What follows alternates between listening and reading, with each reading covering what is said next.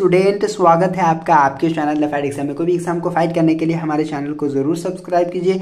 मेरे प्यारे बच्चों, अगर आप ये 2025 में मैट्रिक की परीक्षा देने वाले हो तो ये जो प्रश्न मैं बताने जा रहा हूँ, ठीक है, ये प्रश्न को आपको याद कर लेने हैं। दोस्तों, यहाँ पर आप अगर कोई गाइड लिए हुए हो या फिर कोई नोट्स लिए हुए हैं तो उसमें ये प्रश्न आपको ढूंढ लेना है और याद जरूर कर लीजिएगा, क्योंकि ये हमारे द्वारा घोषित प्रश्न है और एग्जाम में भी आपको देखने को मिल जाएंगे। और ऐसे में आपको 5 सेट देने वाला हूँ, जिससे जो है आप बड़े ही इजी तरीका से उस क्वेश्चन को याद करके अच्छे नंबर ला सकते हो और अच्छे से पास हो सकते हो। यहाँ पे आप 400 प्लस नंबर लाना चाहते हो तो यहाँ से तैयारी जरूर कर लीजिएगा, ताकि जो है आप इतना नंबर उठा सको और अच्छे नंबर से पास हो सको। चले, पहला हमारा सवाल है, प्रतिबिंब किसे कहते हैं। ठीक है, प्रतिबिंब किसे कहते हैं ये आपको बताना है और बार बार आपने कभी पढ़ा भी होगा और याद भी किया होगा कि प्रतिबिंब किसे कहते हैं। ठीक है, अगला प्रश्न है, उत्तल लेंस किसे कहते हैं, इसके प्रकारों को लिखे।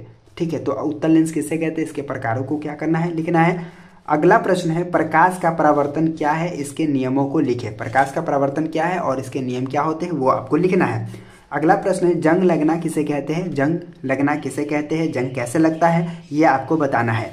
अगला प्रश्न है, उदासीनीकरण अभिक्रिया किसे कहते हैं, उदासीनीकरण अभिक्रिया किसे कहते हैं, ठीक है, वो आपको बताना है। अगला प्रश्न है, अवक्षेपण अभिक्रिया से आप क्या समझते हैं, यानी कि अवक्षेपण अभिक्रिया से आप क्या समझते हैं ये आपको बताना है। अगला प्रश्न है, ऑक्सी हीमोग्लोबिन क्या है। ठीक है, ऑक्सी हीमोग्लोबिन क्या है ये आपको बताना है। ठीक है, आप इसको याद जरूर कर लीजिएगा। अगला प्रश्न है, हरे पौधे को उत्पादक क्यों कहते हैं, हरे पौधे को उत्पादक क्यों कहा जाता है, किस लिए कहा जाता है ये आपको बताना है।